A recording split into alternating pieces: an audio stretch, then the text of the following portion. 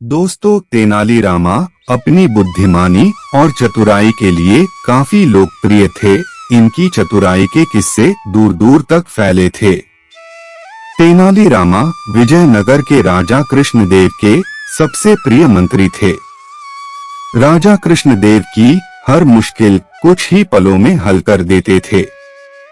राज्य में किसी भी प्रकार की कोई समस्या आ जाने पर तेनालीरामा की ही सलाह सबसे पहले ली जाती थी।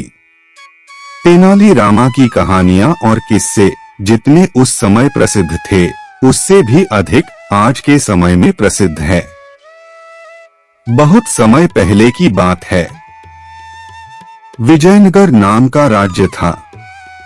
वहां के राजा कृष्णदेव राय थे। वह हमेशा से ही अपने राज्य के सुख शांति और प्रजा की भलाई के लिए काम करते थे। वहां के राजा प्रजा के चहेते थे। राज्य के किसी भी प्रकार के कर से प्रजा मना नहीं करती थी। उसके साथ ही राजा की सेवा चाकरी में भी प्रजा कोई कमी नहीं छोड़ती थी। वहां पर तेनालीरामा नाम का एक चतुर और बुद्धिमान व्यक्ति रहता था, जिसको राजा का सलाहकार भी कह सकते हैं।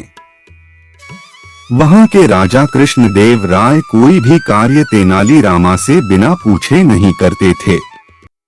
कृष्णदेव राय अपने दरबारियों को छोड़कर तेनालीरामा से सलाह लेते हैं। यह बात दरबारियों के मन में खटकने लगी। सभी दरबारी तेनालीरामा को नीचा दिखाने का एक अवसर नहीं छोड़ते थे। दरबारी तेनालीरामा को नीचा दिखाने के अनेक प्रयास किए, लेकिन वह हर बार असफल रहे। बदले में दरबारियों को ही नीचा देखना पड़ता था। एक दिन राजा ने अपने महल के सभी मंत्रीगण एवं दरबारियों को अपनी राज्य की सभा में आमंत्रित किया और सभी को यह संदेश भिजवाया कि उन्हें एक ऐसे सवाल का जवाब चाहिए जिसका उत्तर जानने के लिए वह बेताब है। इसीलिए इस बारे में चर्चा करने के लिए सभी दरबारियों और मंत्रियों को संदेश भेज दिया गया। अगले ही दिन सभी लोग महल की राज्यसभा में पहुंच गए। सभी लोग आपस में यही चर्चा कर रहे थे कि राजा किस बात का उत्तर जानने के लिए उत्सुक है, वह उत्तर कौन सबसे पहले देगा और उसे क्या उपहार मिलेगा।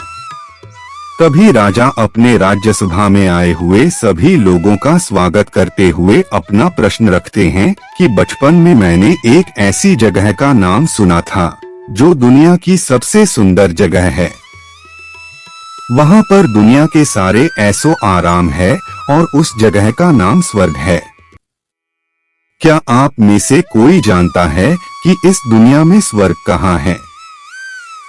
सभी एक दूसरे से प्रश्न करते रहे कि इस प्रश्न का क्या जवाब दें और राजा को कैसे बताएं कि स्वर्ग नाम की कोई चीज ही नहीं है। ऐसे में सभी को तेनालीरामा को नीचा दिखाने का एक और सुनहरा अवसर मिल गया और सभी ने इस प्रश्न का जवाब देने के लिए तेनालीरामा को आगे किया और सभी तेनालीरामा की तारीफें करने लगे कि कठिन सवाल का जवाब सिर्फ और सिर्फ तेनालीरामा ही दे सकता है। इसके अलावा और कोई भी इसका जवाब नहीं दे सकता। तभी राजा ने तेनालीरामा से पूछा कि क्या तुम इस प्रश्न का जवाब दे सकते हो? तेनालीरामा सिर हिलाते हुए कहते हैं, जरूर महाराज, यह तो सबसे सरल प्रश्न है। लेकिन इस प्रश्न का जवाब देते हुए मुझे 2 महीने का समय और 10,000 सोने की मुद्रा की आवश्यकता होगी। राजा ने तेनालीरामा की बातों को समर्थन देते हुए उसे 2 महीने का समय और 10,000 सोने की मुद्रा दे देते हैं। तेनालीरामा 10,000 सोने की मुद्रा लेकर जंगल की तरफ चला जाता है। समय बीतता चला गया। 2 महीने पूरे हो गए थे और तेनालीरामा का कोई अता पता नहीं था। दरबार में तेनालीरामा की बातें होने लगी कि 10,000 सोने की मुद्रा लेकर कौन यहाँ रुकना चाहेगा। जरूर तेनालीरामा वह मुद्रा लेकर राज्य के बाहर चला गया होगा। राजा ने अपने सैनिकों को आदेश दिया कि तेनालीरामा को कहीं से भी ढूंढ के दरबार में उपस्थित किया जाए। सैनिक के निकलते ही तेनालीरामा खुद दरबार में आ जाते हैं। तेनालीरामा को देखते ही राजा को बहुत गुस्सा आया। राजा ने तेनालीरामा से पूछा, इतने दिन कहाँ थे? तेनालीरामा ने जवाब दिया, महाराज मैं स्वर्ग की खोज में निकला था और स्वर्ग से वापस आते आते मुझे समय लग गया। तेनालीरामा की बातों को सुनकर राजा का क्रोध शांत हुआ। राजा ने तेनालीरामा से एक ही प्रश्न किया, स्वर्ग मिला? तेनालीरामा ने राजा को अगले दिन स्वर्ग ले जाने की बात कही। अगले दिन राजा अपने मंत्री एवं दरबारियों के साथ तेनालीरामा के पीछे चल देते हैं। तेनालीरामा दूर कहीं जंगलों के बीच लेकर जाता है। वहां राजा विश्राम करते हैं। राजा वहां जंगल के प्राकृतिक आवरण को देखते हैं। राजा का मन आनंदित हो उठता है। वहां के सुंदर सुंदर पेड़ और पेड़ों पर लगे फूल को देखकर राजा का मन आकर्षित हो उठता है। जंगल बहुत ही सुंदर था। वहां ठंडी ठंडी हवा चल रही थी। राजा ने जिस प्रकार की छवि बचपन में स्वर्ग रूपी देखी थी, उससे कई ज्यादा सुंदर वातावरण यहाँ जंगल में देखने को मिलता है। पास में बैठे मंत्री ने फिर से राजा से प्रश्न किया कि अब स्वर्ग के लिए चलते हैं। यही बात राजा ने तेनालीरामा से कही। तेनालीरामा ने राजा से प्रश्न करने की इजाजत चाही और पूछा कि जिस प्रकार आप स्वर्ग की कामना करते थे, क्या वही स्वर्ग आप यहाँ महसूस कर सकते हैं? राजा ने कहा, मैंने स्वर्ग की ऐसी कामना नहीं की थी। यह जंगल स्वर्ग से कई ज्यादा सुंदर है। यहाँ का वातावरण मन को शांत और प्रसन्न कर देने वाला है। ऐसी सुख सुविधा हमारे महल में भी नहीं है, जैसी इस जंगल में है। तभी तेनालीरामा बोले कि जब ईश्वर ने स्वर्ग से भी ज्यादा सुंदर जगह धरती पर बनाई है, तो स्वर्ग की कामना करना बेकार है। जिसका कोई अस्तित्व ही नहीं है, तो जिस स्वर्ग की मैं बात कर रहा था वह जगह यही है।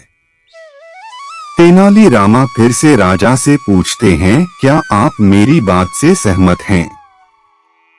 राजा खुश होते हुए कहते हैं कि तुमने बिल्कुल सही कहा, लेकिन जो मैंने 10,000 सोने की मुद्रा दी थी, उसका कहाँ काम लिया गया? तेनालीरामा ने कहा कि जो आपने 10,000 सोने की मुद्रा मुझे दी थी, उसका मैंने इस जंगल को सुधारने में लगा दी।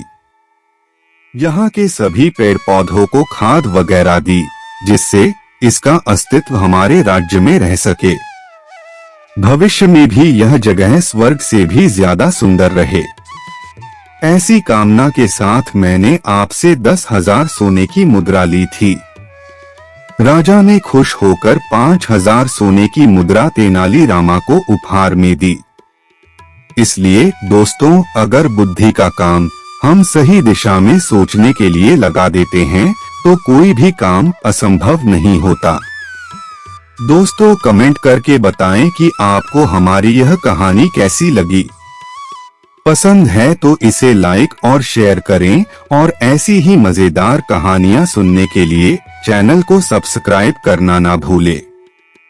मिलते हैं जल्दी ही एक और नई कहानी के साथ। तब तक स्वस्थ और खुश रहें। नमस्कार।